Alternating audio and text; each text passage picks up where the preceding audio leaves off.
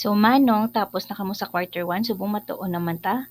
Pinakauna nga lesson sa quarter 2, mathematics, amo ang relating fraction and ratio. Relating, ibagay-bagayon mo. Okay? Fraction and ratio. Now, ma-start kita sa dire, page Ari sa lesson 1, gid mo ni pinakauna ninyo nga lesson. Basaha ang title sa una nyo nga lesson. Expressing one value as a fraction of another given the ratio and vice versa. Okay? Vice versa, suli. Karon tunaan ta ni ang expressing pagpakita sang one value as a fraction of another given ratio. Be, pakitaan kada ratio. Tapos, paano mo na himuon fraction? Tunaan ta na, ha? O, ari example ni, abi mo do kabudlay pamatian, pero ari kung tulukon mo hapos-hapos. O, basahon gid permi ang instruction. Kaya kung hindi mo pagbasahon ang instruction, mabudlayan ka gid. Anong instruction? Letter A, basaha, instructions. Write the following illustration. Magsiling ka illustration, ano gani na? Natunan nyo na sa English. Picture, o kung drawing. Write ratios of the following illustration. Write your answer on your answer sheet. Okay, example lang ta ka. Ano kuno number 1? Basaha. Suns to heart. Anong ratio sang sun sa heart? Pila ka sun? 2. Pila ka hearts? 9. Karon, ano to hamba kung symbol sa imo sang ratio? Okay, sun. Unahon ng sun, anay be, sun. 2. Ano ganyan symbol sang ratio? Bali mama? Dot. Dot. Pila ka hearts? 9. Amo ng ratio sang sun to heart. Karon, pwede mo na asama sulat sa words. Hapos na 2. Ang ratio, paano ko na maghamba kung word na? Is to 9. Mula na sa kung fraction. Ano naman kung fraction? 2 is to 9 o kung 2 over 9. Karon nabasahan ta to gina ang vice versa. O kung magsiling ka vice versa, sulion. O, amo man Japon, silion ta lang. 9 is to 2. Ano naman ang word? 9 is to 2. Ano naman ang fraction? 9 is to 2 o kung 9 over 2. Budlay ko na pos. Hapos. Amo lang na sa ang ratio. Karon number 2. Hearts. Ano ginapangita? Hearts. Pila tuwa na kabilog ang hearts? 9. To total number of figures. O paano mo na makita ang total? Kung sa Bisaya pa kabilugan nga numero sa figures, ianhon mo sila. Ano mga figure makita mo kung shape? Sun kag heart. Di pa na mabalaan mo. Kung pila tanan ka figure, anon mo? A plus. 2 ka sun, plus mo sa 9 ka hearts, pila tanan? 11. Okay, balikan ta ang number 2. Hearts, pila ka hearts? 9. Total number, pilang total number? Kabilugan, 11. Oh, words, paano mo nasulod sa words? 9 is to 11. O, sa fraction, 9 is to 11. O, karon naman, vice versa, balis ka doon ta. 11 is to 9. Amo man Japon, bisan suli-sulion mo, but silingon niya amo man Japon. 11 is to 9. Fraction. 11 is to 9 o kung 11 over 9. Budlay ko na pos. Hapos. Basta amo na ha, tandaan mo ha kung ano ginakumpara. Basta magsiling ka total, kabilugan. So ano himuon mo para makuha mo total? Ang kabilugan? A plus. O karon manong anseran mo ni ang problem number 3, problem number 4, problem number 5. Okay? Next, dirita sa letter B.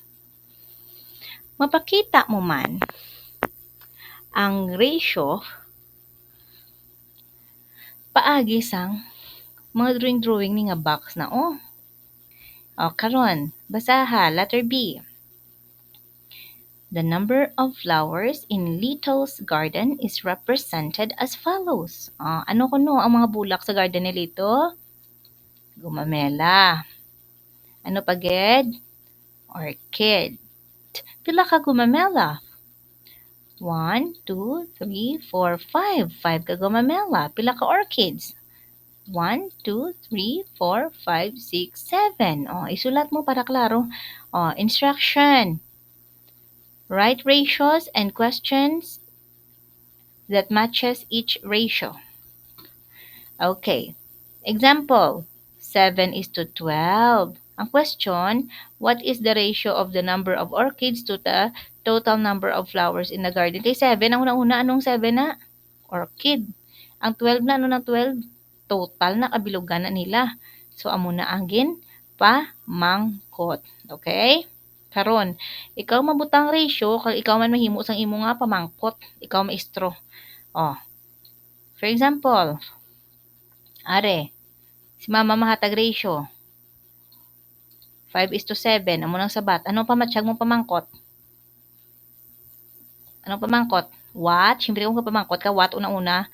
What is the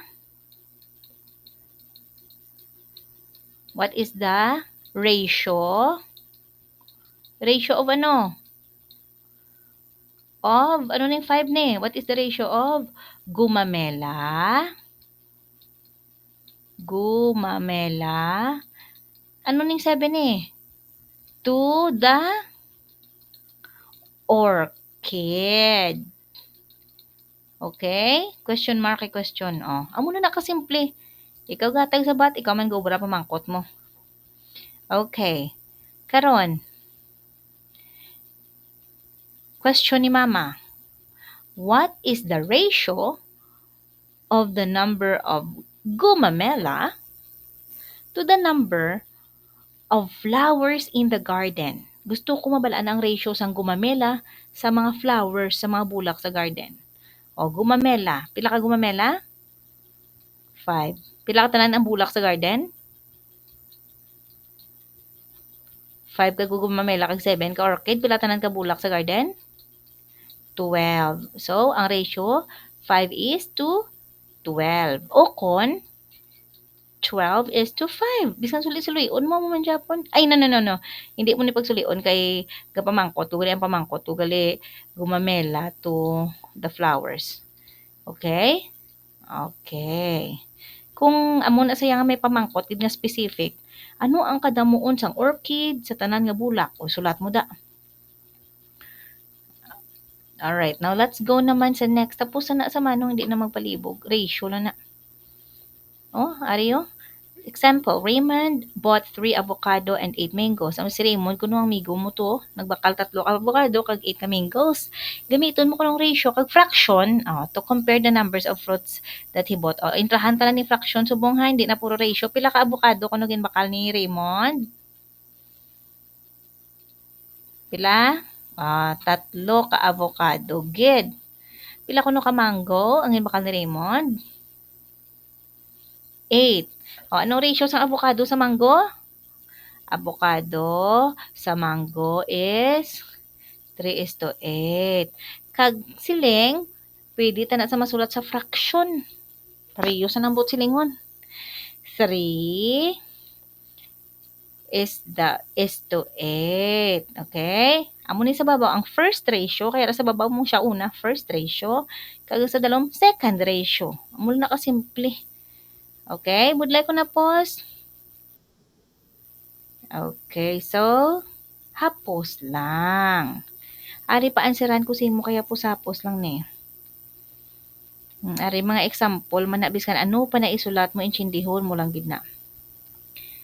Gamiton mo ang utok mo para mag-answer. Ari. Ansiran mo assessment, basahon,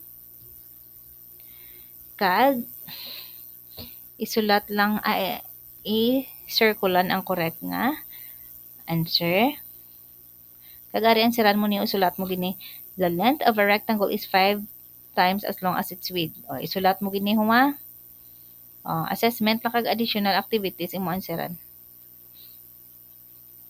Okay, so amo ni ang first lesson ninyo sa math. Hapos lang.